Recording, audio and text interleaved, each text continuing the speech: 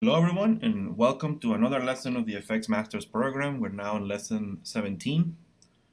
I know that you've been waiting for this one. You asked me directly on the support group and I always listen.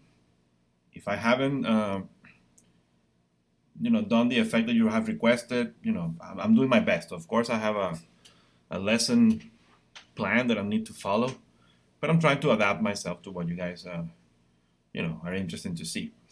This one was a popular request. I think it's interesting. As you can see already, you know where this is going. We're going to work distances in the portal effect, and I'm also going to do, as a bonus, a bit of a take on the mirror dimension. But we're going to focus first on this lesson, lesson 17, on the portal. You'll be amazed, and I feel kind of bad. It's like ruining Christmas for someone.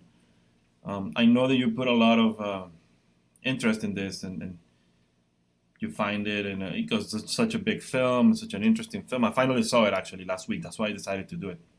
I know that many of the guys, Daniel and Angel, I mean, so many guys in the group have been trying, and actually it looked pretty good. I'm just gonna do my take on it, right? But it's like ruining Christmas. You will see that it's extremely easy to do. I was hoping to start moving soon to fluid effects, and actually I'm actually glad to see that that is not necessary yet. That we can still continue making better foundations. I will say, using topics from what I consider the first portion of this course. But this is extremely easy to do, and I'm actually going to do my version as well. To show you that it's important, I think, to be able to succeed in this business. It's important to, like I always tell you in the assignment, you have to go a bit further. Don't just do what I do in class. Even I myself, I consider myself that I'm pushing, a bit further in every lesson. I'm always trying to improve and find so many applications for something, or I'm doing my absolute best, I believe, but I expect from you even more than that. So what I'm trying to say is, if I think Framestore did this, I believe. I actually worked there for gravity and well, mainly gravity. I did a couple of other things, but it was mainly gravity what I worked on there. I don't know if it's the same team or not. If it is, I know the guys. They're pretty cool. Probably if they see this, they'll probably get pissed. Not because I'm gonna spoil any secrets they have, but it's just I'm just gonna show you how simple this is. Um, this has a lot of comp treatment. All these glowy, I mean, they're actually hot looking particles are well, not particles, but actually the feel of having this is when I saw this for the first time, right? What happened in my mind is I went with my girlfriend to the cinema, and then we saw this, and then at the end she loved it, and she asked me, "What do you think? Do you like it?" I'm like, well, all right, yeah, it's okay, because I wasn't impressed. I'm sorry, but I wasn't. It's not like the portal effect is an impressive thing and it's unique and it's never been done before. No, no.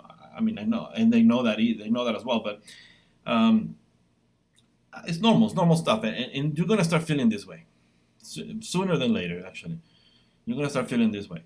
You're gonna start realizing and seeing things for what they are. And I think my teachings are gonna start to sink in more and more every day.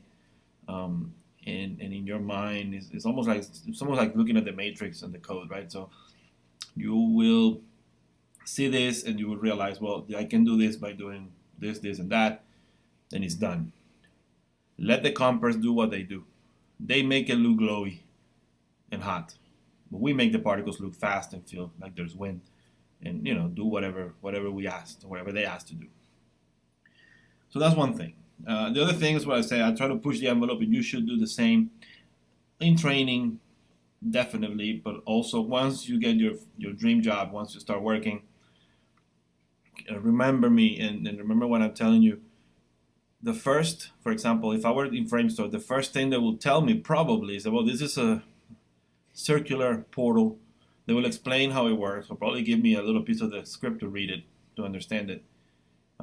They may have a storyboard and hopefully an artwork. Someone drew that, and they will draw it. They will draw it as a circle, and they will have certain, you know, direction, but it's quite basic, to be honest. You can see it, especially on this take. Well, there's a little wind. It makes it look more interesting. On the first take, this one, it's a circle, right? Well, um, I wouldn't do just that. At least not on the first few tries, or the first try at least. The first time they see it in 3D. Mostly, like I said, they will have a script, they have a storyboard, and they have an artwork, and that's what the director and all their team focus on, and they use it for quite a long time in pre-production, and that's what they have imprinted in their mind. So the first time they see it in 3D, my advice to you, if you want to, and you must, okay, stand down from the group. You have to stand out. Sorry, not out. You must stand out from the group, and you'll be working with a team of artists. And at the beginning, you'll, even if you have experience, they will try to consider you a junior just to pay you less. That's the way it works.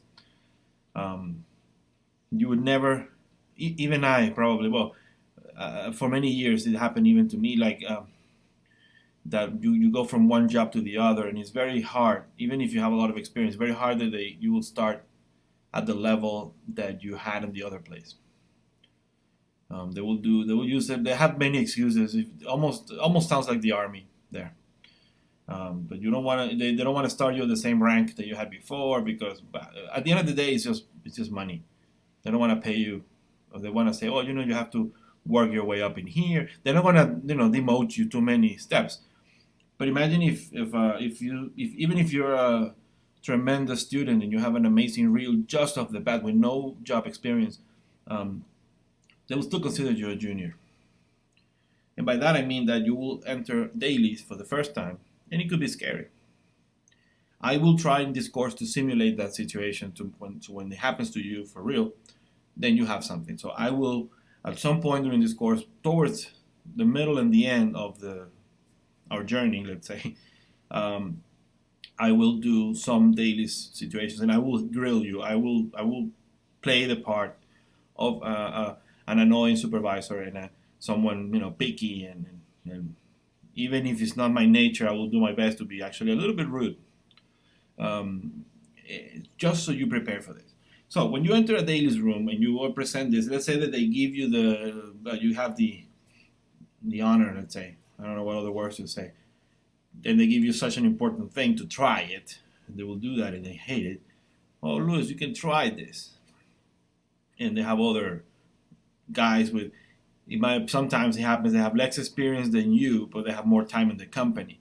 So just by that, they have more seniority, right? So they give the new guy the chance to try it, and you will have to present this along people who are sometimes scared about losing their jobs, or they have an attitude, or blah blah blah. So my point, you will present these things. Never stick to just what they ask for. Try to always show more. Show that you can do what they say and more, and that you don't need them to tell you that it's important or it's interesting to see other versions of that. Challenge it in a subtle, polite way, but challenge a little bit what they say. What I'm trying to say by that is that if I'm going to look for a file here, like I said, the request will be for a circular portal that has sparks. To me, it feels like I saw it for the first time, and I just remember when I did the fireworks dragon on Potter 5, because the look of the sparks, and it's almost like a big firework, right? It reminded me a lot of the teeth of the actual, which is the first thing I did for that dragon, right? Actually, the only thing they gave me, and you see when I give you advice, when I tell you certain things, I say it for a reason. Let me just I say it for a reason, because when that happened, I already had experience. I had a couple of films under my belt, but nothing major. I had done Ice Age, and I had worked for a few months on Horton Hears the Who. But this was the first time I did a live action film, so they try to use that against you in a way. So anyway, I had a few issues at NPC, and we kind of sorted them out a little. Um, so they cheer me up by, instead of having me do what they wanted me to do, which was stupid, they kind of gave me the teeth of the dragon, and they left the rest to someone with more seniority than me. I started doing the teeth, and I ended up doing the entire fucking thing.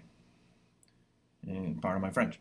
Um, I did the whole thing, the whole dragon thing. So that's how it works, and that's what I'm trying to tell you. Show that you can do that and more, and you don't need them to tell you that you can make it look better, or don't be afraid of showing another alternative. Why not? You think that you're doing in your mind. Keep it as I'm doing the director. I'm doing this film a favor by just showing something more interesting, just in case.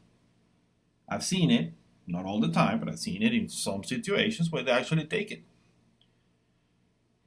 I think that sometimes, I've done some interviews, and they have asked me in many, well, do you have, what's your creative input? Do you actually get to create new things? And I feel sorry for them, because my answer is actually no. That I have to follow directions. I'm just basically try to make in 3D what actually exists as a painting sometimes, right? So it's not as glamorous and as interesting as you may think. So, but some cases, in some situations, you may get lucky. You have a director with an open mind, or anyway, his production team is flexible. I don't know. He's really committed to the film, and he's open to see other things. He doesn't have that big of an ego. And you can present other things, variations of what he has. He behaves in a certain way, behaves using the same basic principles, because these things you have to also keep in mind that they picture them in their mind. They have a logic. Of course, this is, if you've seen the film, this is part of the story where he has a function, right? So he grabs the ring, he puts them on, and that gives him I don't know, the way to channel his energy, and then the motion of his other hand, and whatever. He has a reason, he has an explanation, and he has a certain logic within the world that they live in, right? So he has logic. So he gathers energy from the universe, or this and that, and using the ring, and he channels it, and in circular at the moment. At the moment, I think that in following sequels of this film, we may see variations of this. It's only logical, I think, to think that if he's going to become greater than the woman who teaches him, the master, he may be able to do other things. A circular portal is interesting, but I wouldn't be surprised if they start to do other things, and other shapes, and different ways to pass from one place to the other. I don't think they're dimensions. I think they're places. So it goes from one place to the other. I wouldn't be surprised if he does it in a different way. I understand that probably for the progression of the film and the progression of the character, his training is the first film. Usually the first film, you have to introduce the character, you have to see him train, you have to see him become something. In every film, Batman, Matrix, right? All these main characters of the first films, they're always especially superheroes, right? They become who they are, and they end at that stage. But that doesn't mean that their journey and their growth continues to, or stops right there.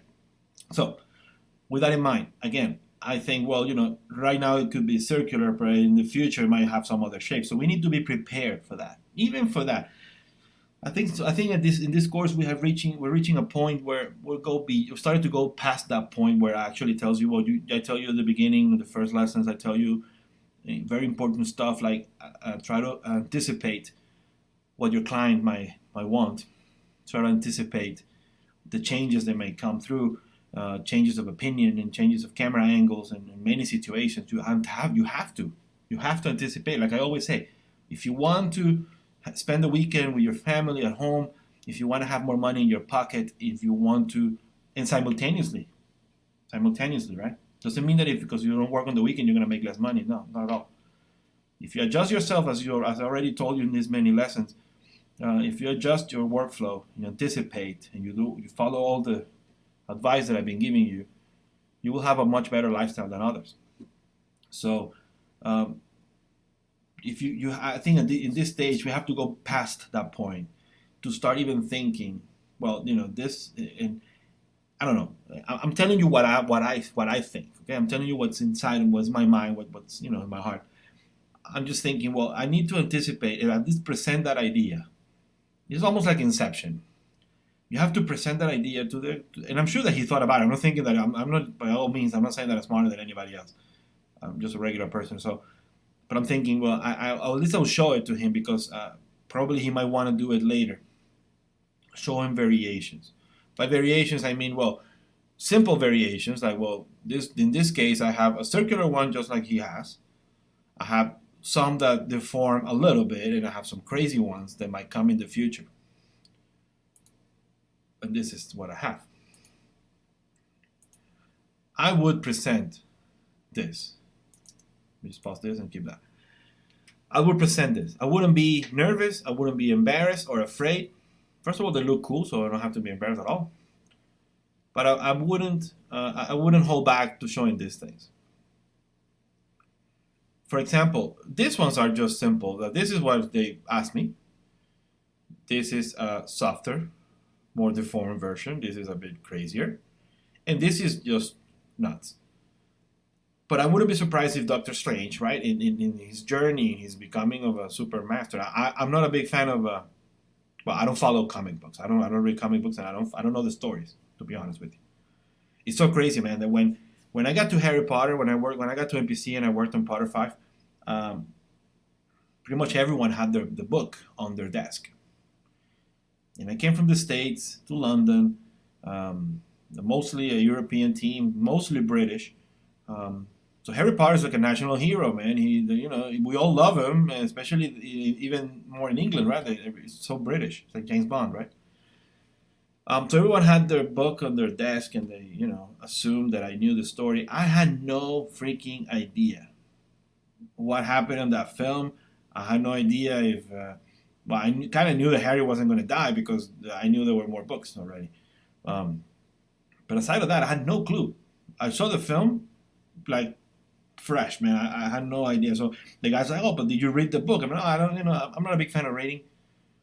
I'd rather watch TV. I mean, watch documentaries. I believe I have a lot of knowledge on many things, but I gathered that knowledge by just reading other things shorter. I'm not the kind of guy who's gonna sit and read a book for hours. I just rather watch a documentary, for example, about the same topic. My point is that I had no freaking idea about how that thing was gonna happen. So I don't know.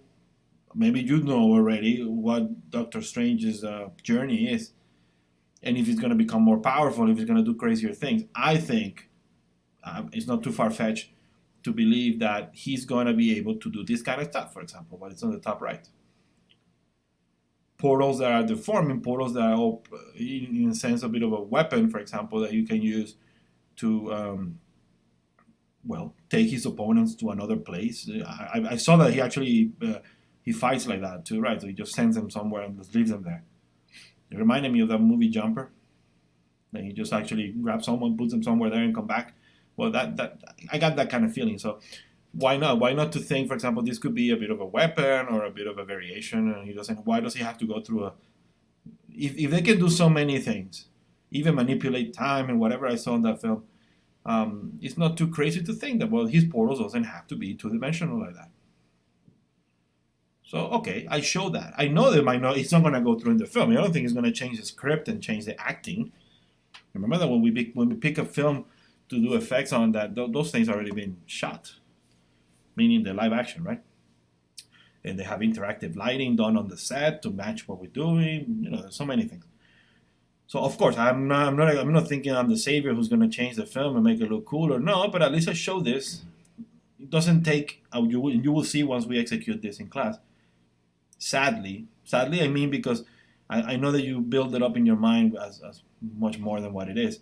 But this is a 20-minute thing at the most. At the most.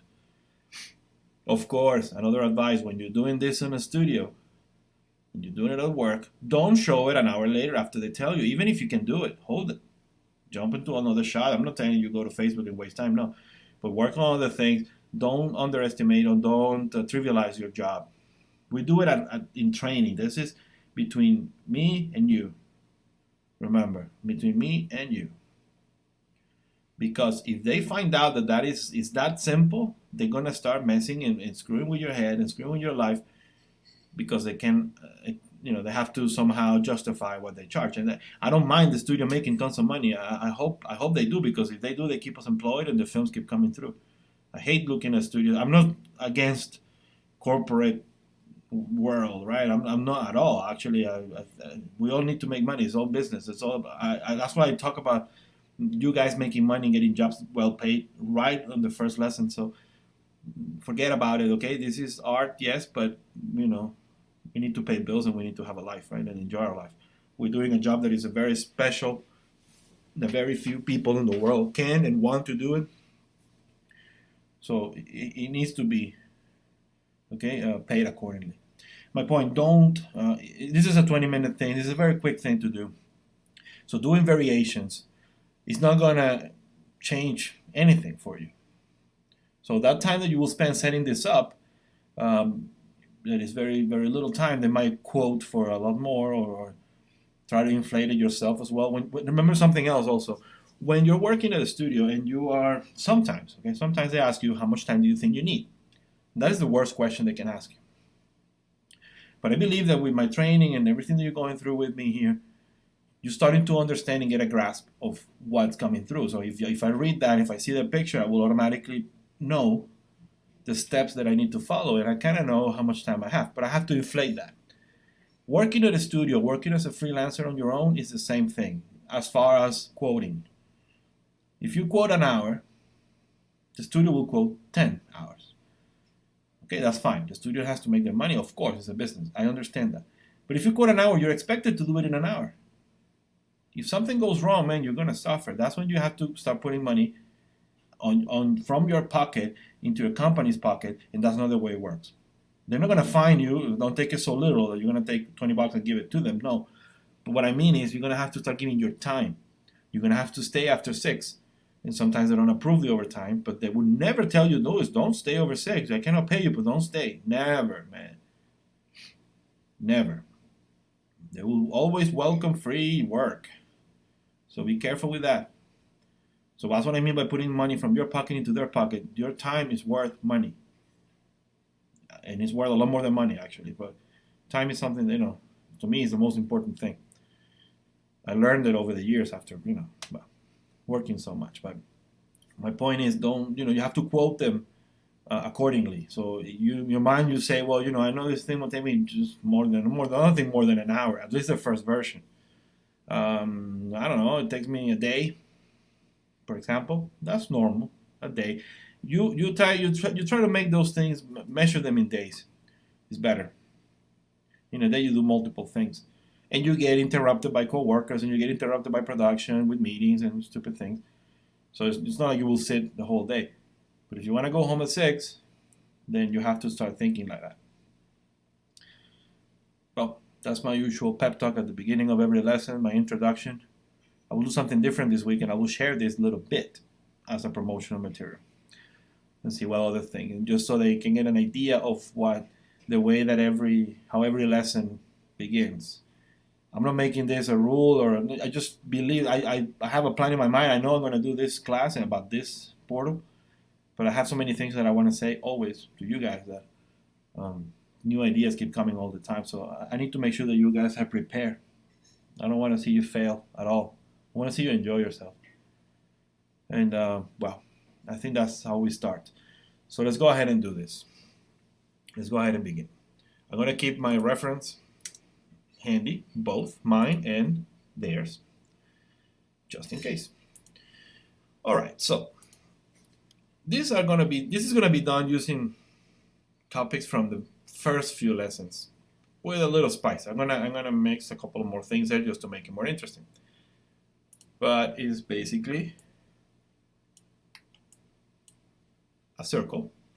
So I'm going to create a NURBS circle. Well, no, let's do this actually. Let's put more love into this. Actually, I'm not going to open mine. I'm going to open theirs. So I'm just going to lower this. Let's put more love in here. There. Let's say that That's the concept art that someone drew for you or for this effect, and that's what they have. Okay, so let's just say, well, that's what we need, Luis. That's what we need you to do. Questions in my mind, as always. Let's do this as we did the birds from the lesson 1 or 2, and as we did the predators, as everything we have done. We could try to turn this, it's not a bad idea to turn it into and I will leave that up to you. I'm not going to do it in class because we've done it so many times. But try it in your mind, thinking that it's an effect that's going to show up so many times in the film. This is in every, every sequence, right? And you will go through a progression as well. You will see Doctor Strange getting learning and doing, smaller ones that fail. What I mean by this is it's going to go through so many different stages. It's almost on itself as a character, right? So he's born very little, and he kind of grows and grows, and he makes it better and better. Sometimes he shows up faster. He can do certain things. He can travel in space, meaning he can just displace from this position towards the camera, so he can move. He can move the ring itself, right? That's one variation. It can be of different sizes. That's the second one. You need to control the speed of what these particles flow, right? And how far they move away. That's probably 3 and 4. Probably animated from small size to a big size. So it has to move in space. It has to grow. It has to shrink. You have to control the speed of flow, the trail that it lives. Roughly, that's roughly it. What you would do. Add to that, okay, that is not a perfect circle. It would never be. So try to add to that the variations that I did here. So ability to do certain things like that, and that's just the formation. So you need to be able to add then the formation to the actual circle. So roughly 5 or 6 different possible things that can change, and all their permutations, right? So, that's the worst it can happen is that they will change it all at once, and then in every shot it will be different. So, okay, be prepared for it. So dissect it in your mind. Let's do the same exercise as always.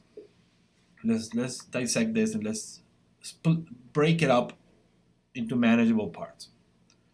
First thing, if you want to just put this trivialize it put it at the most basic of shapes. What this is a circle that has particles that flow along the circle, and it leaves some sort of trail that just bounces off the ground. Yeah, pretty much anything in Maya can be animated. So having a circle, that means you can animate it easily. I don't see that big of a deal there. I don't see anything too complicated. But that's in the most basic of ways. That's what it is. It's a circle with particles flowing along, leaving a trail hitting the ground. Let's start with that. Couldn't be any more simple than this. So we need a ground plane, of course. Make this thing big enough. I usually test it static, and then just after I modify it. We need a ground plane, which I have already. I'm going to get rid of my grid. There it is. I need a circle. Simpler than that. Nurse primitive circle. I'm going to scale it and rotate it.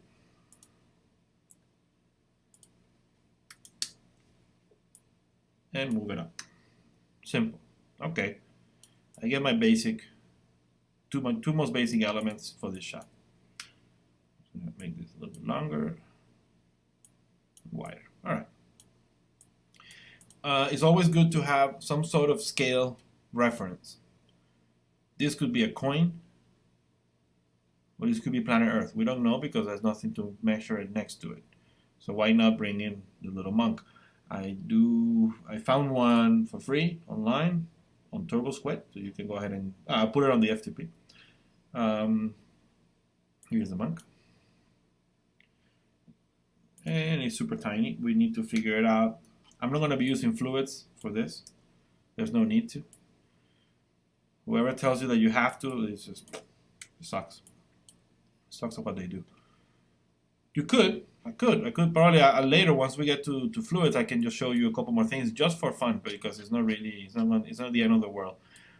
Here you have to make a decision. If you're not going to work with fluids, then it's better to have a proper scale. I think this guy is just like an action figure.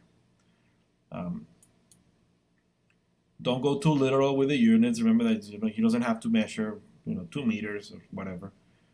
No, but have something better. If it's fluids, then it's better to work a little bit smaller. But these are particles, and it's always better to have a more realistic scale for that. So I'm going to grab him or her, and I'm going to scale it, let's say, I don't know, 6 times.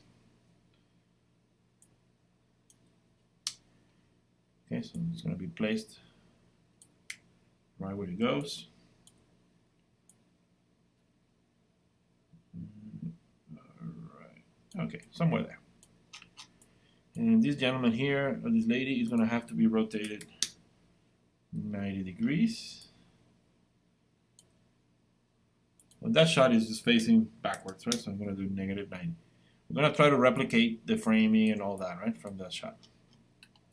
Okay, so you have something like that. I can grab now my circle and figure out that I need probably just something a little bit smaller than that. Okay, that's it. Okay, I get my plane, my circle, my reference for scale, and get my portal. Remember that we're assuming that this is not the trailer of the final film, of course. It is just a painting, right? That's much of what we're going to get. So we get a painting. So that tells us, okay, excuse me. It tells us the size of the thing itself. And usually when you do this kind of shots for the first time, you have to replicate the concept. So with that in mind, well, we'll try to do just this first, see if it works. Now, for them, it's the first time they're going to see it in 3D. They're going to see it working, and they will adjust a little bit their ideas and their way. Maybe you get it right and they like it, and it's just well, that's the way it is. That's how it's going to work. Remember what I told you at the beginning. You have to show them that they are free, and when I mean the beginning of this lesson, at the beginning of this course, I've been always saying that the customer, okay, your client, they like to feel that they're in control. They are in control. They're your bosses, right? But they want to feel. I like to make them feel that of course, they have control. They can modify this. Don't tell them no. Try to avoid that. So try to show them. You know what, Mr. Cameron or Mr. what, I don't know the name of the director of this. I always refer to James like that.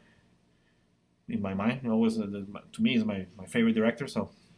All right, Mr. Cameron, so you are free to do with this what you want, of course. You can just move it anyway, the format, we can do anything. Look at it, and I show my 4 versions. This is from the basic circular static shape to a more like a lasso looking 3D thing. So you have all the range in between. I can do whatever you need. Believe me, those are the things that stand out. They start remembering your name, first of all. They start considering you for other things, and there's nothing better than getting a phone call on your desk and say, you know what, Louis, can you come to the conference room, whatever, and they're just going to present a shot and say, when they tell you, Louis, this is tricky, and we want you to do it. When they start putting their trust like that, then you are in the right place. That's a studio to stay. That's a studio to put, all your heart and all your effort in there. If you start getting those kind of rewards. And I find that rewarding because, they're putting their trust in me. Those are expensive, important stuff. And if they start thinking of you as the right person for this, it's the best thing. It's not like, who's available? Louis is available. Give it that to him and see if he can. No. What you want is that. You want to be the first choice that they have. So show them that you can do this. Show them that they have flexibility and they are in control. Some directors, especially the ones that they're just starting doing these things, think of it as that they might be directing a film, but if it's the first time, it's just as new for them as it is for you regarding in effect. So they might be afraid, they have to care about the budget and so many other things more than us, of course, hundreds of other things, thousands. So they're afraid of spending too much money. They're afraid of the studio, breathing on their neck because they do have bosses as well. They might be directing a film, but they have their people above them. So you need to make them feel at ease, make them feel, comfortable and powerful at the same time. You do it with this. So in this case, I get my three elements. What is the easiest way to make the particles flow? Someone going into crazy bizarro land will go in and say, we'll emit the particles of the circle and then use a volume axis field shape as a torus, and hell, man, no, forget about it. That's not controllable. I mean, it is controllable, but it is not what I would do. There's a much simpler way, and it's underestimated, and some people just make fun of it, but hell, I don't care. You select your circle. What I'll do in this case is just modify freeze transform. I'm going to use that as my starting point. So freeze transformations. There shouldn't be any history, but I'm going to delete by type just in case. Why not history? Just because I like to work with clean geometry, that's all. Nothing because it's going to break the tool or not. Go to effects mode and go to your effects menu, and you have something called flow. And you have what is called the curve flow.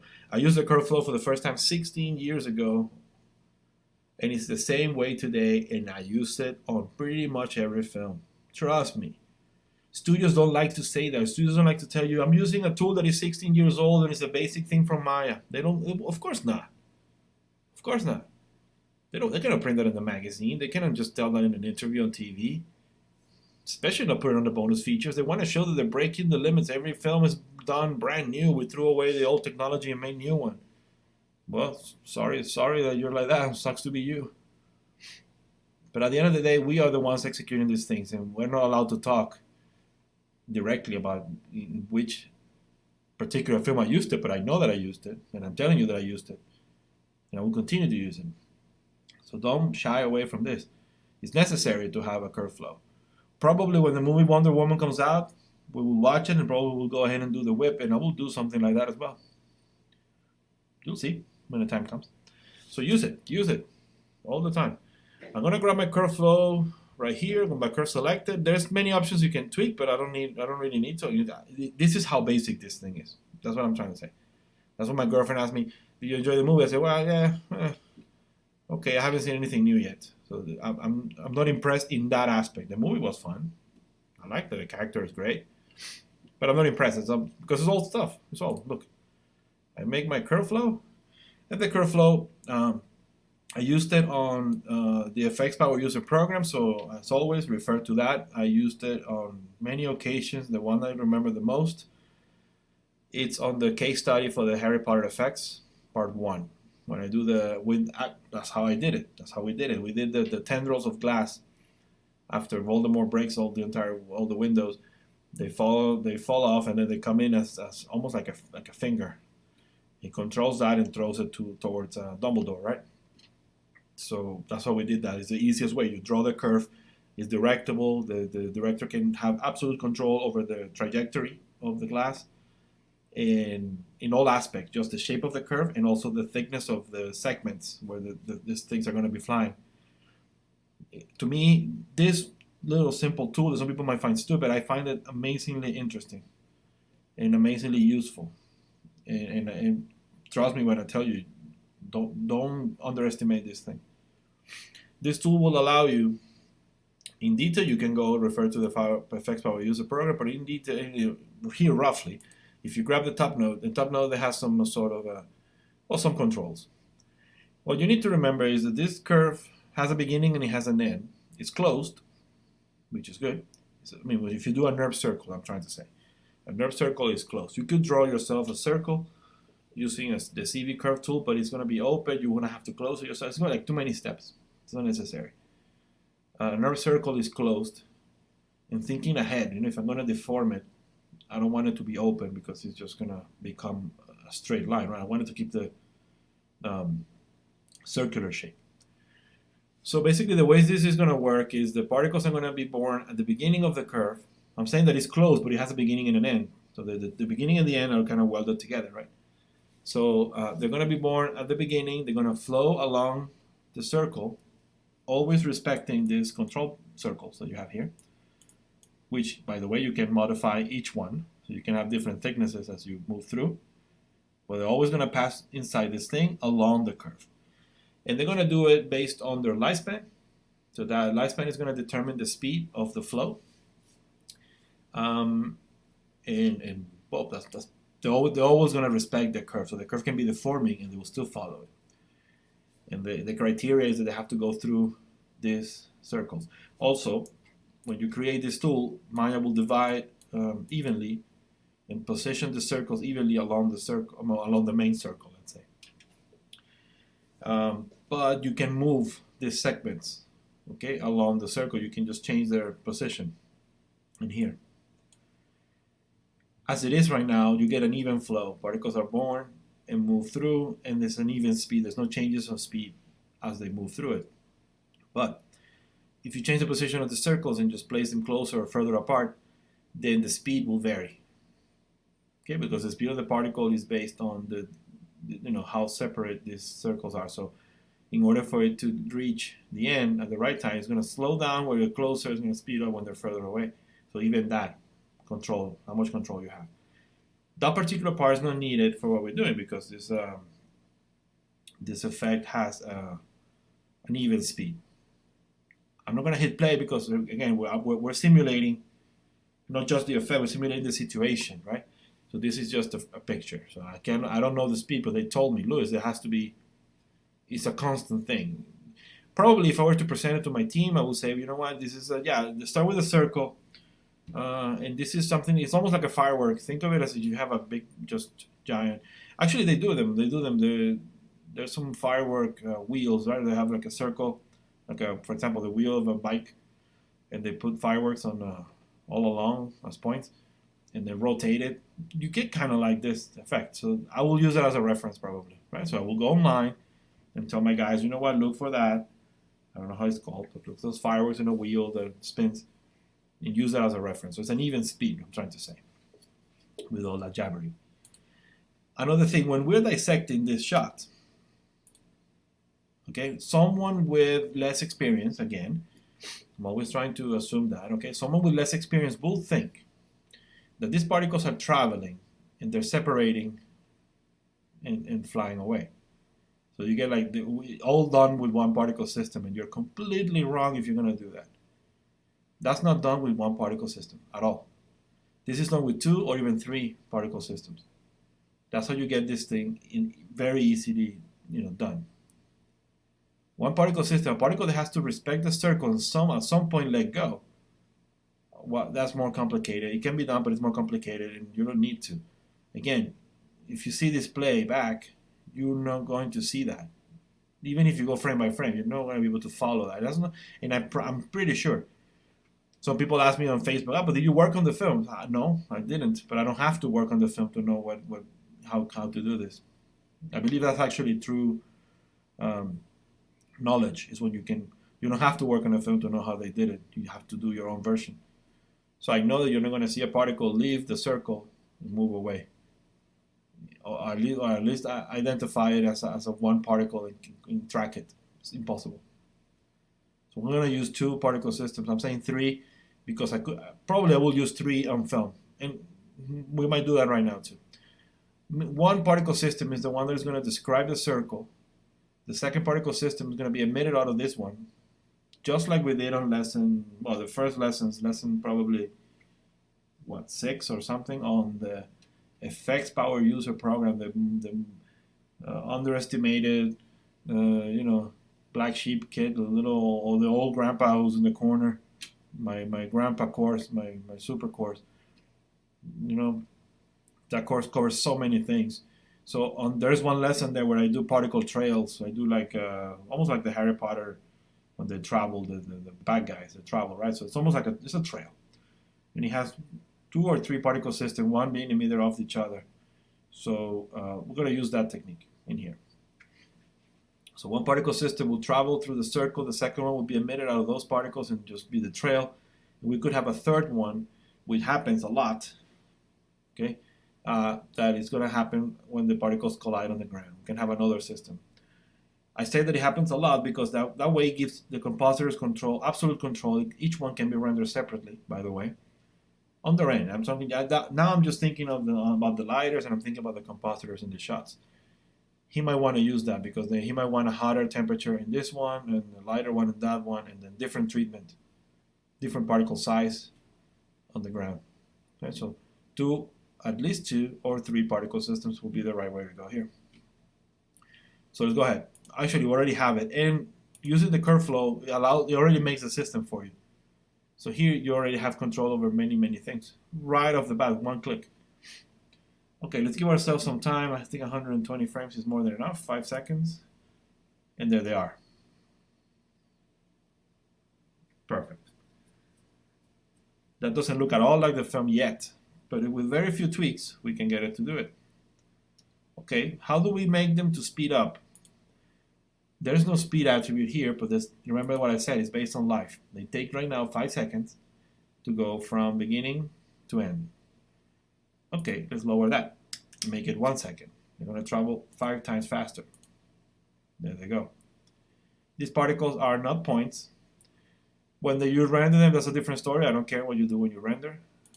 I care what you do when you sim. So I'm not going to use points. I'm going to use streaks, which is the most the closest to what we have in the film. I need more particles than that, so I get my rate somewhere here. The emission rate is 50. Let's go to 5,000. All right, there you go. You want to make the actual ring thinner. By all means, you can just reduce the radius of the circles, and you have them here under control objects. Here you have your circles, and you can scale them. You can grab each one and scale it down. I'm going to leave them like that.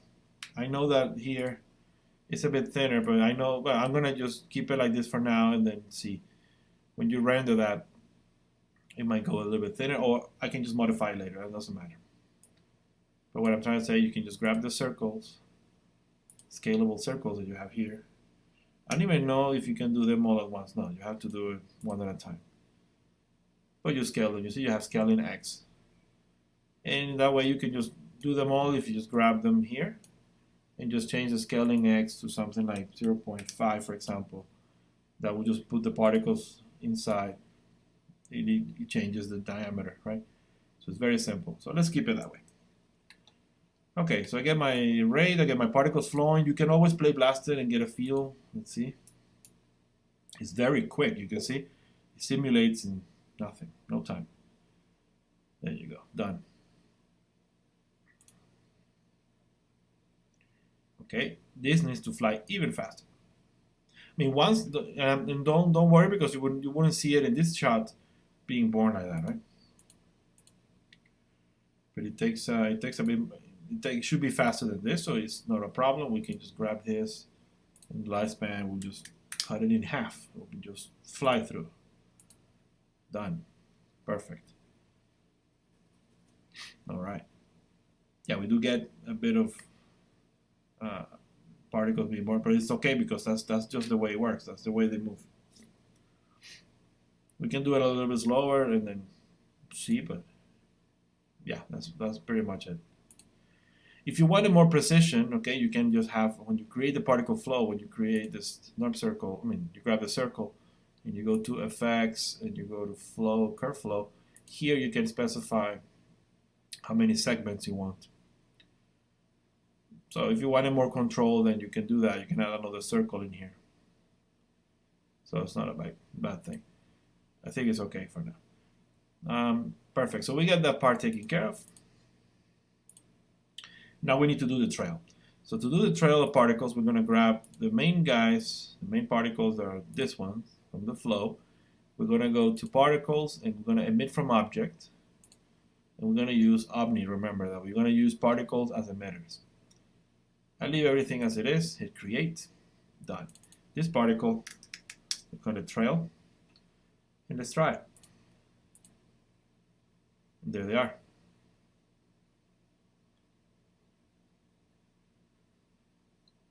Perfect.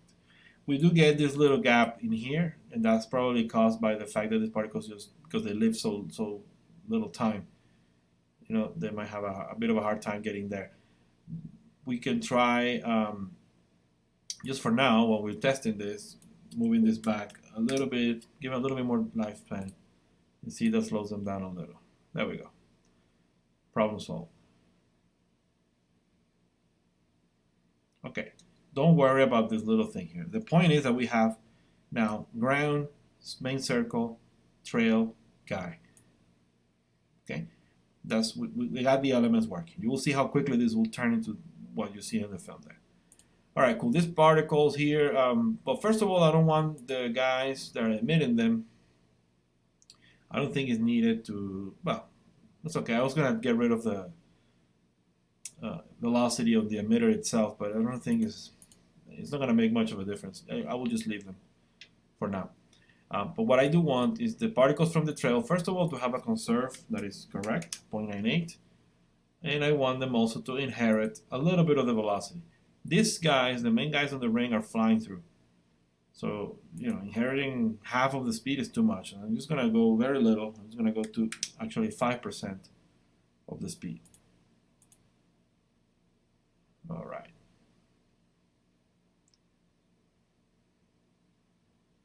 All right, that's cool. Great. Okay, then we have that working. If the flow of the thing is backwards the other way, I think that's actually correct. Then you can just reverse the direction of the curve and redo the flow. You will have to decide that with your client, but it's not a big of a deal. All right, so we get that working. I'm gonna make these guys also streaks. So grab my particles here, make them streaks. And then we're going to play with how much inherent velocity they have to be able to get them, But right now, if you see the image, they seem like they inherit a bit more velocity and they lose it. So not a problem. We grab that and inherit now 10%.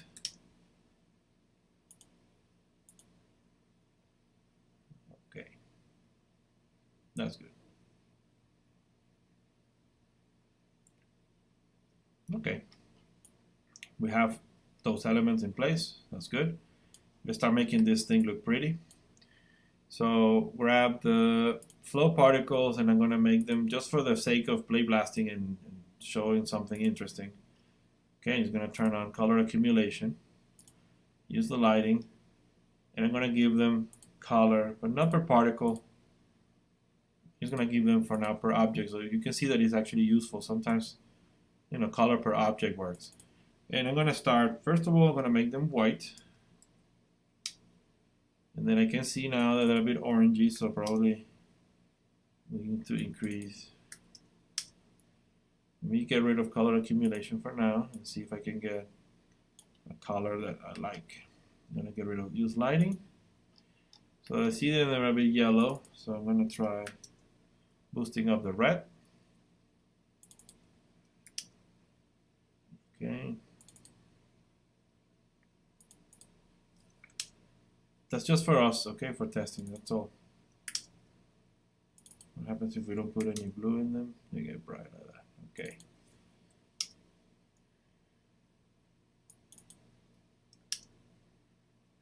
All right. I'm just gonna keep boosting this up and see what I get.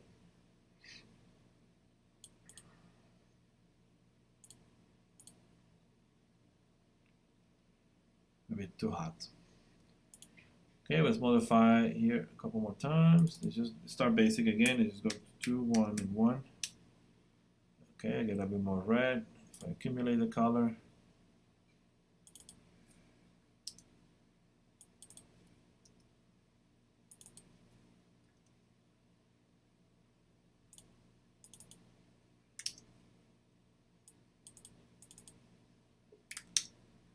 Okay, just trying different variations. We'll keep them like that for now. So 3, 1, and 1, probably 3, 2, and 1. Let's just do like that, a bit more yellow.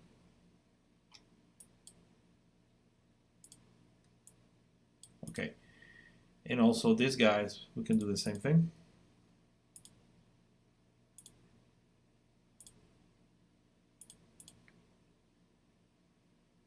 particle. Oh, I did per particle, so I'm going to have to do per object as well. There you go. And this one was, I believe, was what, 4, 2, 1, something like that, or less.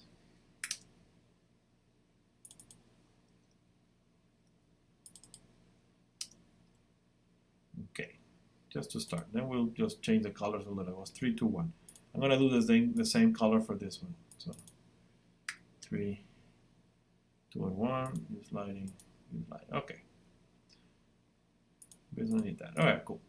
Something like that.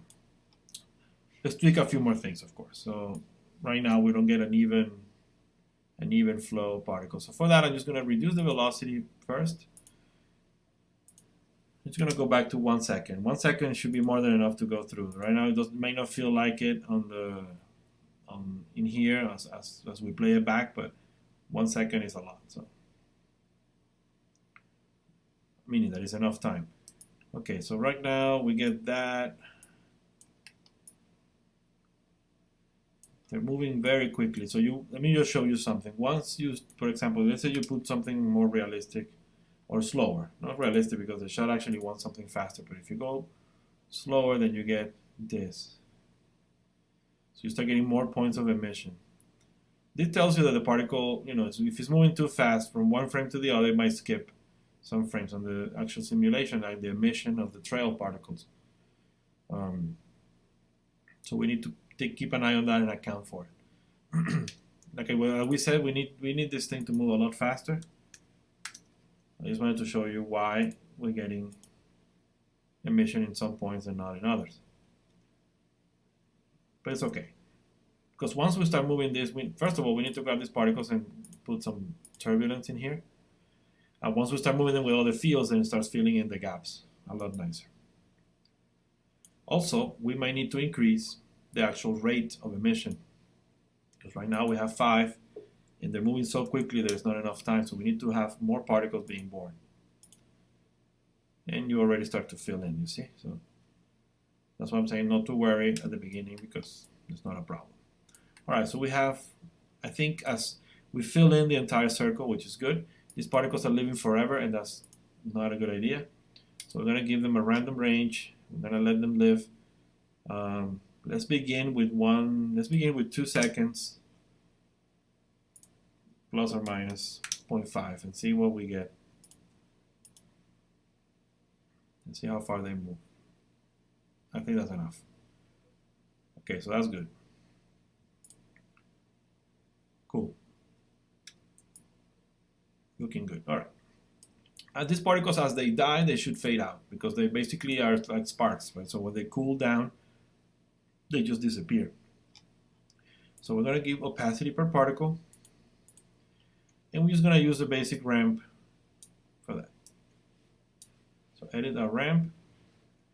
They can be born opaque, it's okay, but definitely die transparent, and have them fade out smoother like this. So let's see. That will give us a better look. You see, as they fade out, they change colors, so they're very hot. Actually, as always, I'm magnifying the colors, right? But I just wanted you to see this kind of stuff. So when it's really hot, when they're here, as they fade out, they cool down and they vanish. So that's perfect. These particles of the trail, which is the ones that actually have the most amount of work, I would say. We need to give them mass. But as you can see, I haven't done anything special, nothing. I'm going to give them a random between 1 and 2, the usual stuff. Hit create, done. And we're also going to connect them to gravity. So a uniform field, remember that I like to use that instead of gravity. So no attenuation, we can do just the 9.8, the usual 9.8, and our direction to be -1 as always, just gravity. Okay, that's just a gravity field. You can see them already behaving differently. Then becomes the dance, as always, to adjust inherent velocity versus mass. No, not mass, inherent velocity versus gravity versus turbulence. The turbulence field has been created, so let's activate that by removing the attenuation. Putting this at 25, and let's put the expressions I have my cheat here for that. You know how to do these expressions. You don't have to see me write them again, so here they are. All right.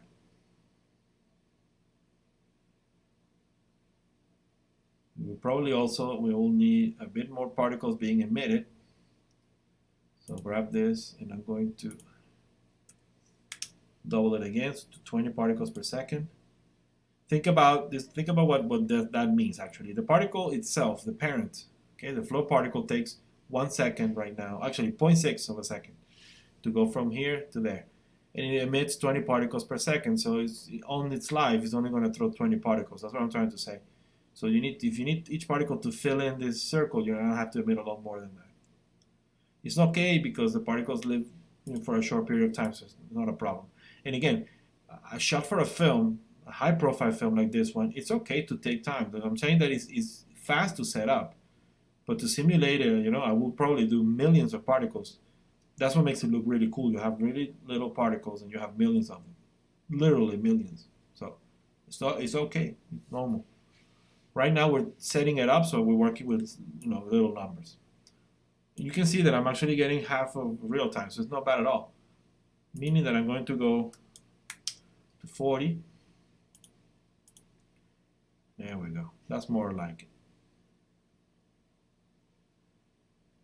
Right now, as you can see, the turbulence and the gravity are the forces that are actually making a big change on this effect. Meaning that we need to inherit a little bit more velocity, because you need to see them kind of shoot out and then be attacked by the other two forces. These forces are bigger. So this is a very violent shot. I mean, the effect, it's very violent in the way this thing gets shoot out, and then they lose the velocity very quickly, but they pick up a lot of speed. So I'm gonna grab my inherit factor and I'm gonna double it. We haven't saved this once, so let's go ahead and save. Here, and this is my FX Master lesson 17. Okay. Good. Okay, so now we inherit 20% of the velocity.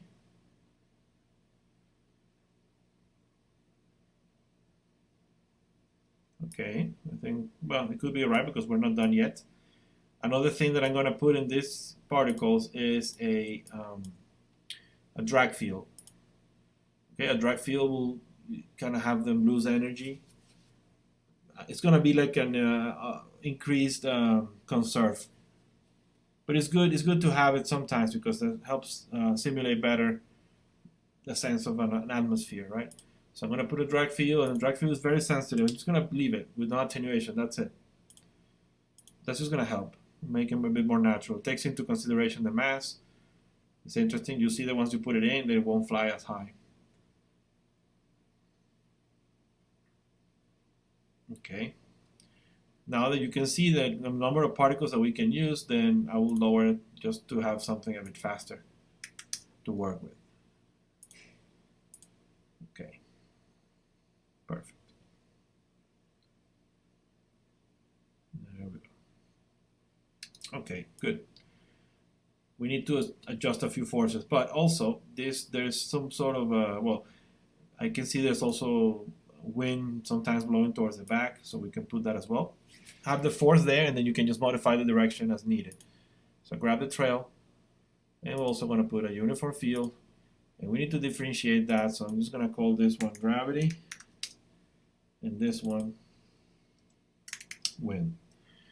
And the wind is just a general wind direction that you can just modify as needed. So right now, if you want to blow backwards, it should be -1 in x, based on what I can see here. And I don't know what magnitude, depends. Let's see. So let's look at it from the side. And I'm going to blow them back. Probably too much. All right, cool. Let's go with 5. We also have, okay, that's good. We also have a high frequency turbulence, but we don't have low frequency turbulence. So another one, let's put this one here. We're gonna call this one turbulence high. And we're gonna make another one for turbulence low. I'm going to put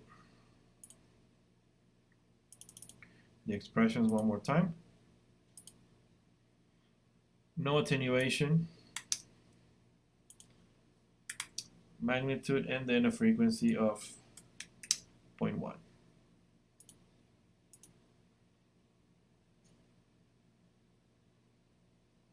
Perfect. All right. We could do a little expression if needed to kill particles that are not, to kill these guys down the bottom. Because also you can see that the circle on the reference, it goes below the surface. You see, you don't see the bottom part. Just, well, here's actually colliding right with the ground, but the way that we do it is you will have the circle go through the ground a little bit to give that feeling. It's easier. So if you grab the nerve circle, we're just going to have to move it a tiny bit down. That's going to put particles on the ground, let's say. So, okay, don't worry, rewind and play. And I didn't move everything the same way, so let me just, okay, I think if you move this, it moves everything. No, I thought. So we're going to have to move both at the same time. There we go. Something like this. Okay. But I can see the circles now are moving, getting double transformations. 1 second. Let me just do this thing right. I was under the impression that you would just move this one.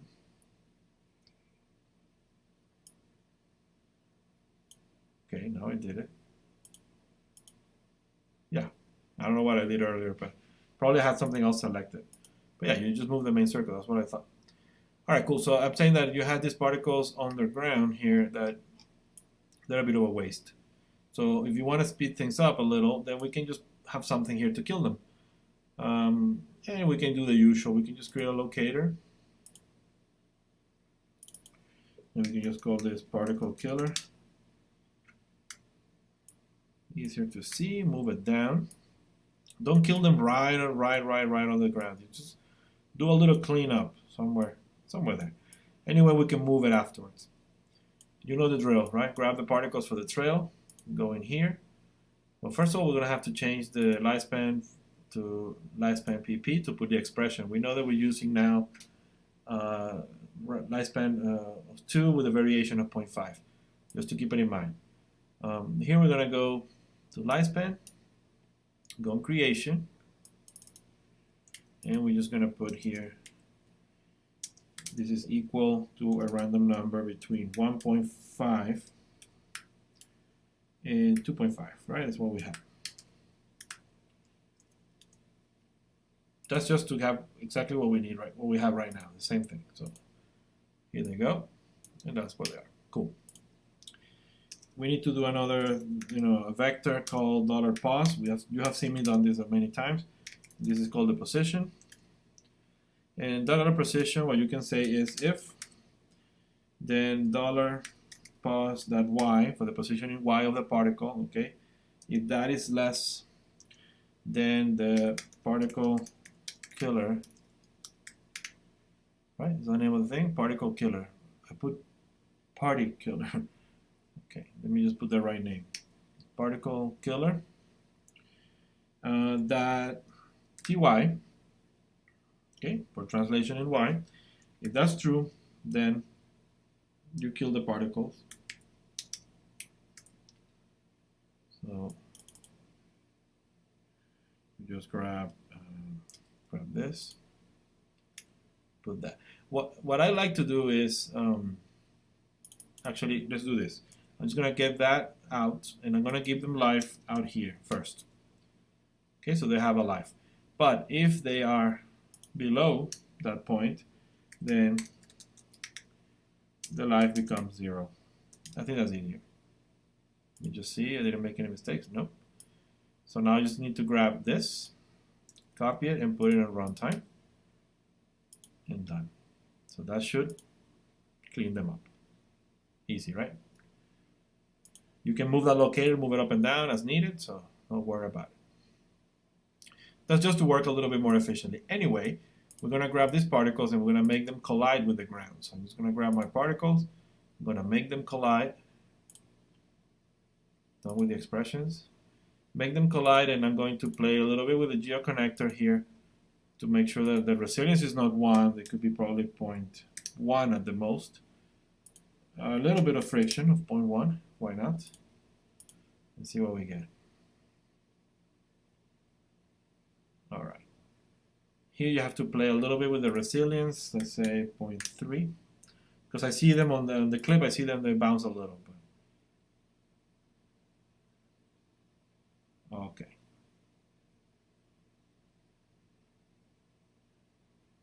All right, that's good.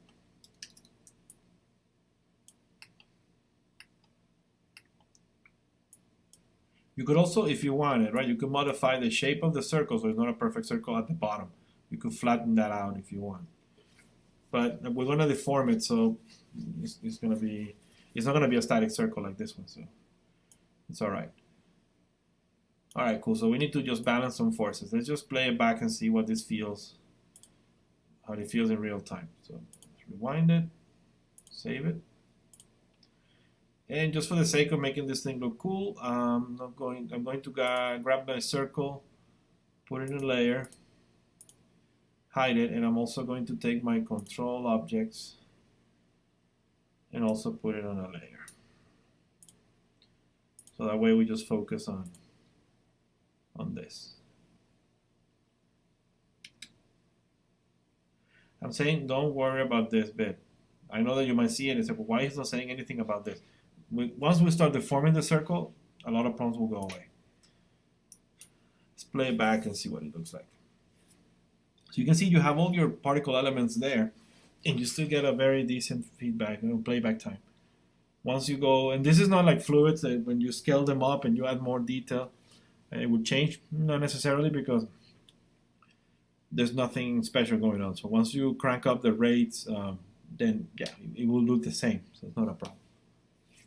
Okay, playblast is done. Let's see.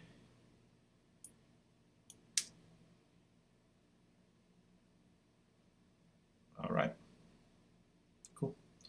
At the beginning, they kind of shoot up, but you're not going to see that part, or we're going to have to play with the wind, because you see them kind of go from this height here, okay, to the final height, which is there, but that's just the wind field just kicking in. Okay, on the video is going backwards. So, to be honest, some people will be like, well, but why don't you reverse the curve and change the forces? You could do that, or you could do this. You can just move the camera like that, put it there, and then grab this guy and just rotate it the other way and move it through the portal, and you're done.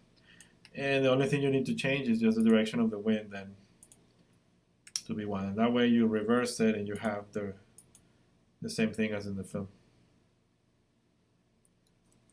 The same bright thing, right? So no worries there. Okay, so the speed is fine. I want to make it look a bit, start to, fine tuning this thing. So I'm going to grab my inherent velocity from the trail, and I think it's too much at the moment. So I'm just going to reduce it to 0.15, and I'm going to bring in the turbulence and see how far I can push it.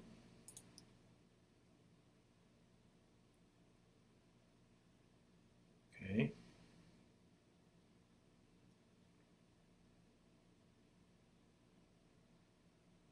Right, I'm just looking. Sometimes I'm staying quiet for a second. I'm just looking and thinking a little bit.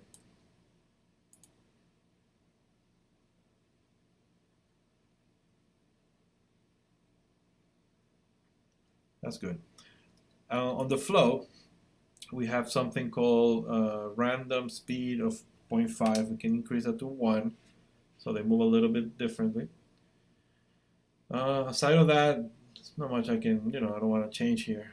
Let me just bring in these curves, go frame by frame. That bit there, like I said, is just created because they're moving from birth to the first circle, which is down here, in very little time.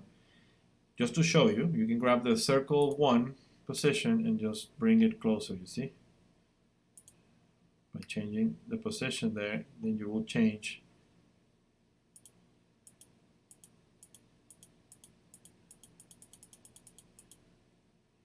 you see, so it's a bit softer now. You're reducing the length from the first control point to the second one. Yes, you're increasing this too, but this is on the ground, so it's not a big deal, right? That way you get a bit of a nicer look there. You could also do that with the final one. So position 4 is this one, so you can bring it closer a little. Position 3, you can bring it closer a little. And leave it as it is and see what that will do. That will soften up the beginning and the end. There we go. Okay, so that's good. I'm going to do a couple of more changes. I'm going to grab my trail particles and I'm going to reduce the conserve to 0.95 just to have them lose energy faster. Let's see. Okay.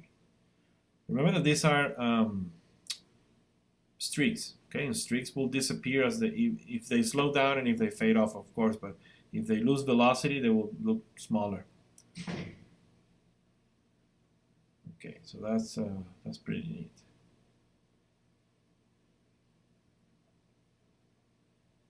Okay, I think it's time. I think I have everything I need here. It's time to start deforming them. Also, another thing to keep in mind, when you pass this on to a lighter, they don't want particles with full opacity. That's not what they really need, right? So I think it's better already to add the opacity value to the main guys. Do a per particle object. Well, object, no, sorry, per particle attribute. I'm going to do a per object attribute. I just want to take down the opacity of them a little bit. So,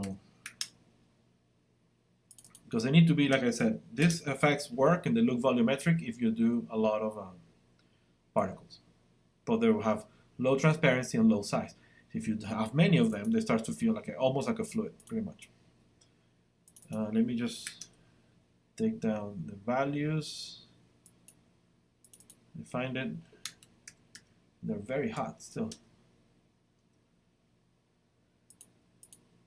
Okay, let me rewind and have them be born again.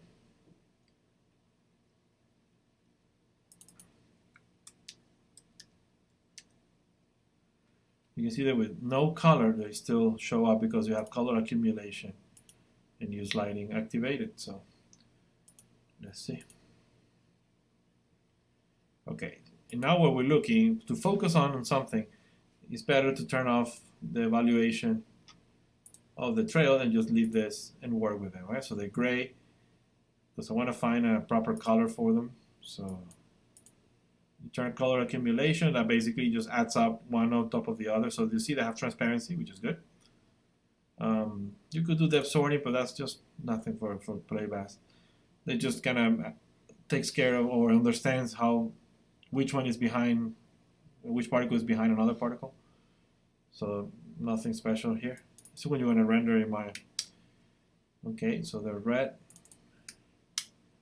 now they're yellow. Now they're white, it's okay.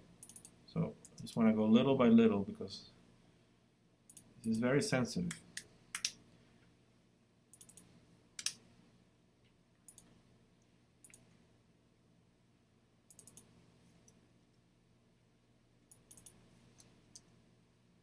Okay, I'm just trying to find a color that is similar. Anyway, that's not our job. They will do that in comp. So okay, that's more like it, right?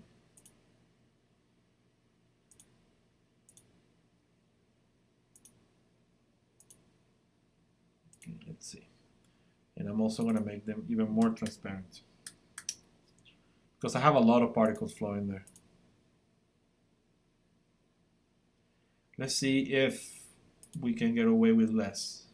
Remember that changing the amount of particles here will change also the trail itself, so we need to adjust it. So okay, so yeah, I think we had too many particles anyway. Let's just do a couple more. I want to use color accumulation. That's important. Okay, it's turned on. That's good. Okay, Perfect. But like I said, this is going to change the trail, so we probably have to emit more particles now. We'll see. Turn everything on, save it, and run it.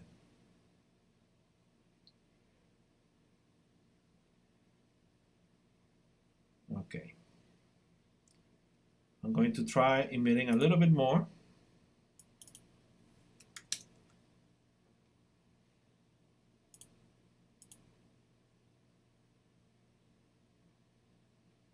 And I'm also going to make them, when they're born, the trail particles, I'm just going to have them not be fully opaque. So I'm just going to have them be born semi-transparent. And they should never be fully opaque anyway. So I'm just going to grab something like that. Let's see how that looks.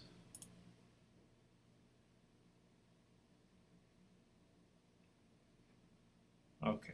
It's for the sense of rendering. If you have a fully opaque particle, that thing may even cast a shadow, so it might look kind of weird. So it's better to have them a little bit transparent at all times. They go fully transparent when they die, so that's good. Okay, so that's fine over there. Probably we need to adjust a little bit the lifespan that we have on those guys, or at least randomize it a little bit more. So the lifespan, we're gonna say, well, that's not bad actually. 1.5, let's say, to 3.5. I'm saying that because I see them that they hit the ground, but they don't stay too long. So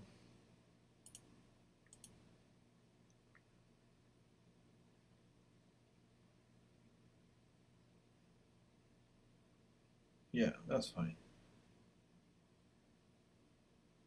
Okay, so we have two particle systems in here, and this is starting to look like the one, but it's a perfect circle, and that's what actually your eye, if you feel that there's something off, is that.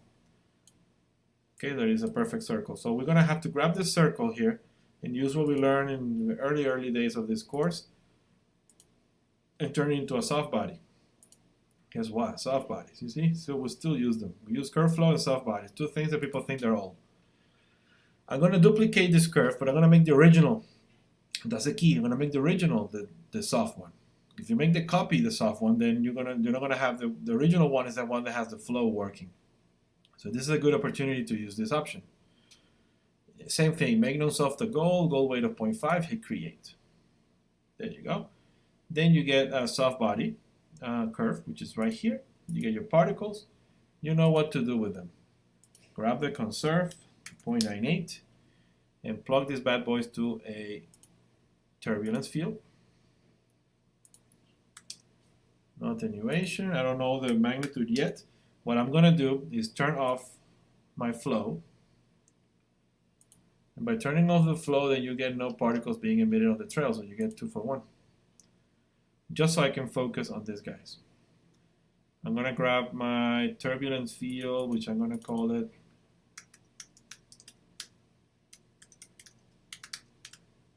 turbulence curve, so I know that it belongs to this guy. And I'm going to put the expression, well, because I'm lazy, okay, I'm going to leave it, okay, 1 second, this is turbulence, this is the turbulence low, and this is I keep it at turbulence field 1 because I'm lazy and I want to use this little expression here, that it has already turbulence field 1 as a reference there. So there you go. And now I can change the name. Turbulence curve. Okay, so it has 25, no attenuation. It has a high frequency. Let's see what that does. And this is how I got my 4 variations. This is how I got these 4 levels. I just adjusted. Let me just show you. I just adjusted. This is goal weight of 1, goal weight of 0.75, goal weight of 0.5, and goal weight of 0.25. 4 different levels, 4 different, completely different looks. You see how simple that is? So I'm going to grab my turbulence and increase it a bit more. 50. That's enough for what they have on the concept art and the basic, you know, behavior of the field, right? Of the actual effect. So it's not going to be too crazy when it comes to the deformation. So I'm going to go in and throw back on my particles,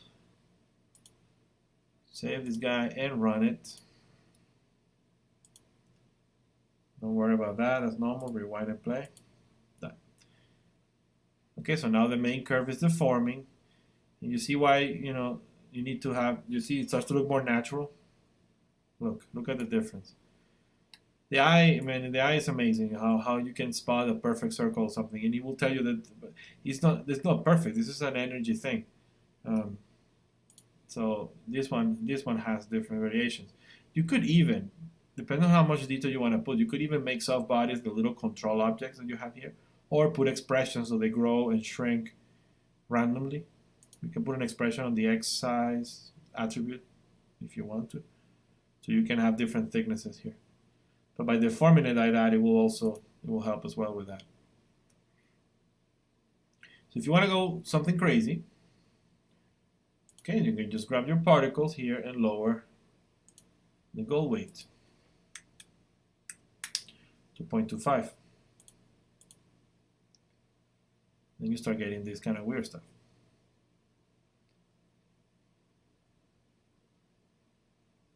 And you can even put a spring if you want it as well. Okay, right now that's your curve. I'm going to turn off the flow one more time so you can see just the curve, how it's deforming.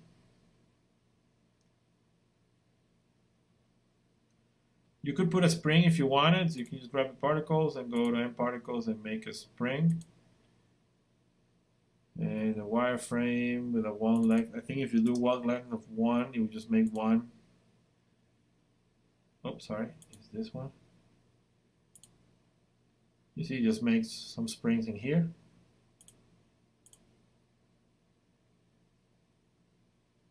That way you can just, well, it just makes it a bit more coherent, right? We'll do something like that.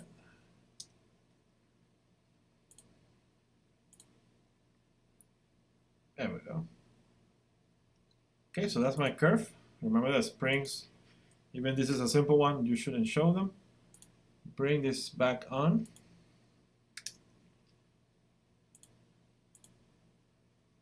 All right. Okay, this is a crazy one, of course. Okay, it's deforming a lot, but it's worth showing that as well.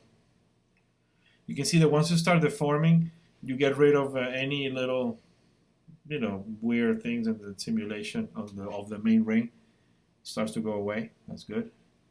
You get a lot of temperature, which is good. That's what color accumulation is good to turn on.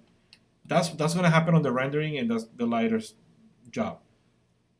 But for you to present it, I think it's interesting to do that, right? To have them accumulate color when they collide, so you can see hot bits down here. So there we go. I was talking earlier about a third particle system that we could do, so we can grab the particle flow, which is the one that is colliding with this. If you want, I mean, I wouldn't make collide these particles, okay? The particles from the main ring, I wouldn't have them collide with the ground because they will interrupt the flow.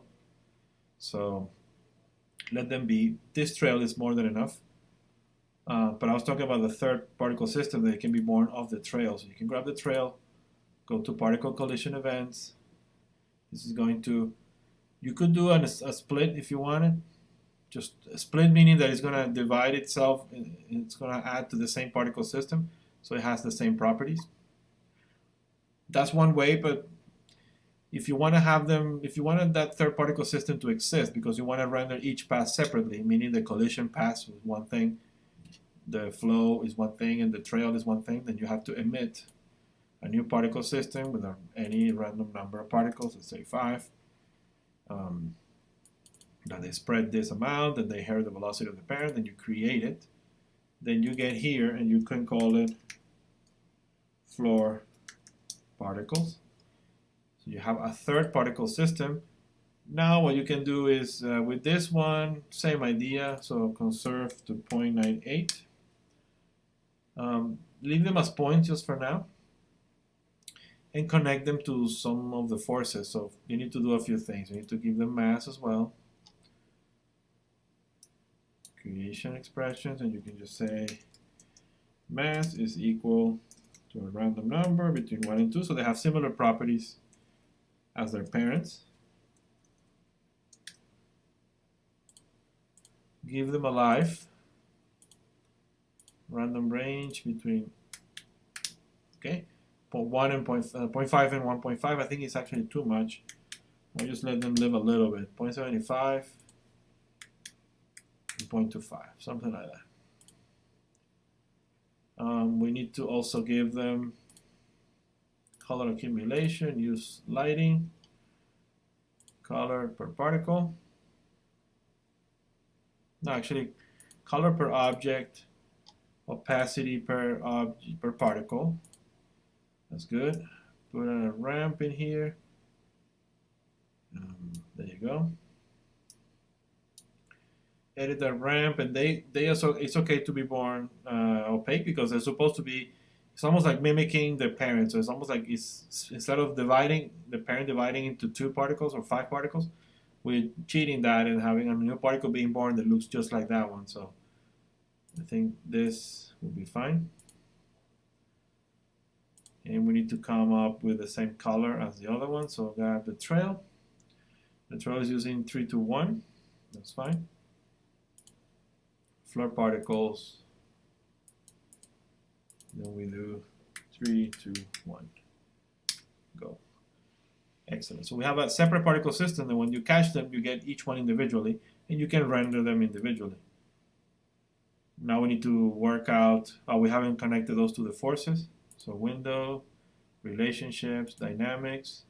We need to connect those to a turbulence high and low, to the wind, and to the gravity field, and also the drag field. All that. Same rules for them. And they also have to collide with the ground. So grab that, and particles, make collide, and they get a resilience of 0.3 and a friction of 0.01, for example. Not so much friction because they're close to the ground. Remember, I'm not reading a script here. I'm just doing numbers. I'm using less friction on that one because they're closer to the ground. They're going to be hitting it right away. So if you put too much friction, they're not going to move too much. I just want them to move a little bit. So let's see how that goes. Okay, that's good.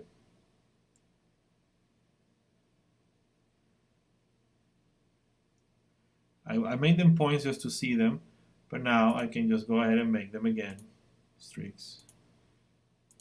So you can see they blend along with the parents, but now I can have each one of them separately. So that's my floor, that's my trail, and that's my flow. That's the lighter's heaven. That's what they really like, because they get absolute control, especially compositors as well. So they do get control on each one, and they can make it look even better. And they work with you. They're your best friends, man. You get, the compositor likes what you do, and you guys get along really well. I had the pleasure of working with some great compositors. We work together in shots, and it's amazing. Some people tend to believe that, well, they're kind of working against me in a way. It's not, I'm just saying that just try to take that attitude. That's not really the case. So don't think it that way. Actually, if the lighter, the best situations, the best shots I worked on in my life, they always come from a very good collaboration between the lighter, the compositor, and myself, and that's when we kick ass, and no one can come close to what we can do. So it's just a team collaboration. So I already know from ahead of time, if you come with to a lighter and you give them that and say, what, I have separate particle system, I can give you separate renders for each one. They'll be so happy, So yeah, do that. Okay, so the ground pass, it could be a little bit heavy, right? A little bit on the heavy side, because remember that I'm emitting 5 particles per each one of the trail that hits on every hit. So there's a couple of things you can change. You can just grab the trail, go in here, and go to the particle collision events, and instead of doing it on all collisions, you do it on the first collision. So let's see. That will cut the number of particles being emitted. And if 5 is too much, then you can just put 2, for example, and have them spread a little bit more. Inherent velocity of 1 is okay, but I'm just going to put 0.9, just a little bit less. You have an option to kill the particle when it hits the ground, the original one, but I'm just not going to do it yet. I'm just going to let him make, okay, I was going to make a mistake of saving the scene with particles visible. No, no, no. There you go. All right, let's run it again.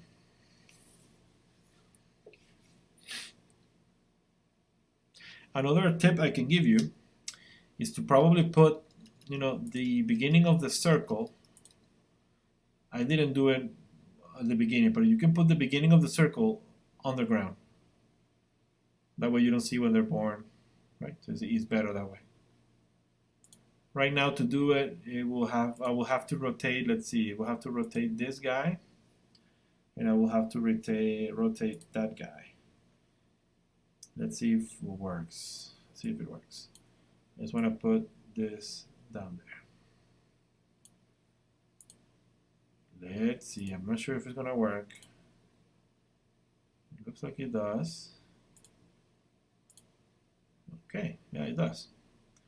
Yeah, if you move them correctly, I knew it was going to work, but I'm just thinking, am I moving everything I need to move?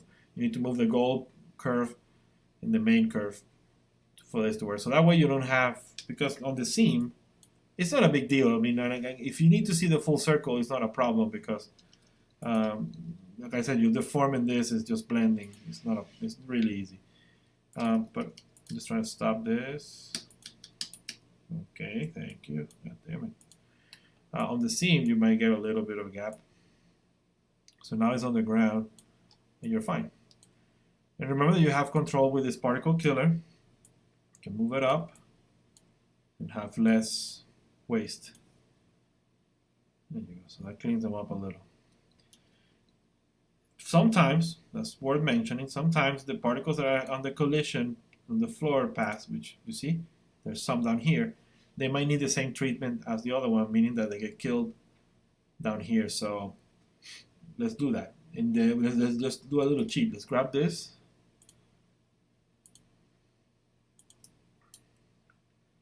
Grab pretty much all of it. Do that. And then we grab the floor particles. We set them to live on lifespan PP. We go to the expressions. Put that in there. If you want, you can just do that. And well, we don't need the mass. We have it. Dollar position. Grab this. This is fine. This is okay. And this is okay. That way, hit edit, and you're fine. You see, you got all the expressions working. Copy that, paste it, done. Very quickly. Now, when you go forward, you're cleaning up also that pass. Much better. Now, the lifespan that we gave these guys on the floor, I think it was too big. Now that I'm thinking, because if I copy the expression from the other guy, you get 1.5 and 3.5. That's too much. So it should be 0.25 and 0.5. No, 0.75. Something like that. Okay, now yes. Okay, save this thing one more time. Be done with it. And run it.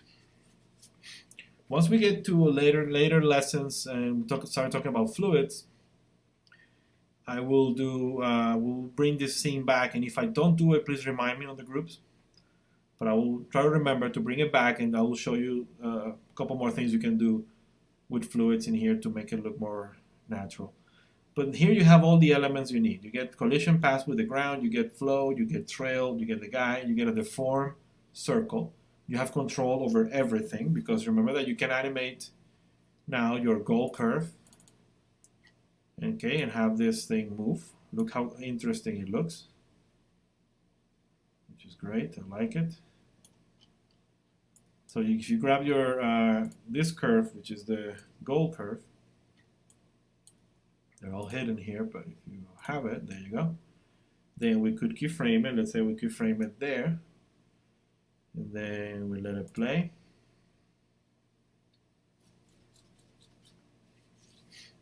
And we can move it and keyframe it forward, and it just will look like you just went through it. Because on that shot that I'm going to show you now, the sample, she actually sends that to the bad guy, right? It just moves, it goes away. So that's this thing. So it moves. So just let it play a little bit. Oh, we don't have to let it play a little bit. We can just pause it. Okay, and skip through, let's say, 100. And then just move this. Sorry about that. Just grab the outline. I'm just going to animate the goal curve, which is the one that is actually, you know, giving the orders now where to go. So I'm just going to put it somewhere there. Keyframe it, and now play it all back from the side.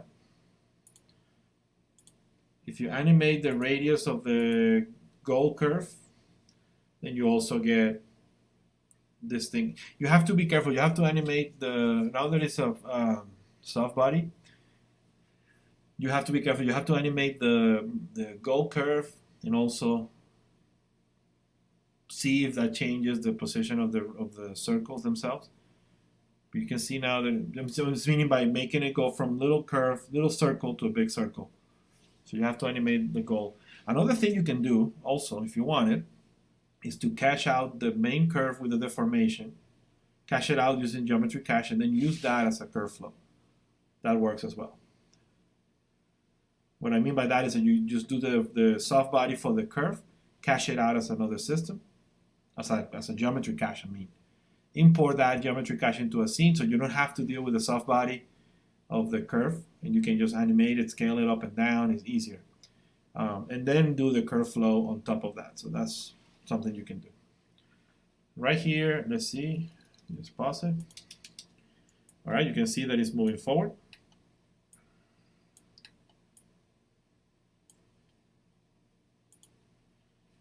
If you want to speed things up, you need to be also, or you can turn off the pass on the ground because it's a little bit heavy. But my point is that you can see now that this thing is moving and it's leaving a trail. Pause it again. Okay. All right, so you have your curve moving through.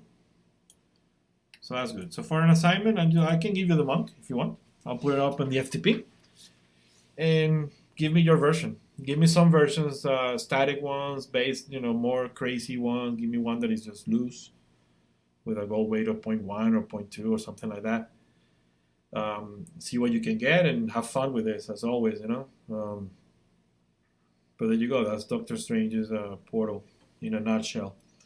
So, well, I hope you like it. I hope you enjoy the class, and we'll see you on the next one. Thank you very much. Bye-bye.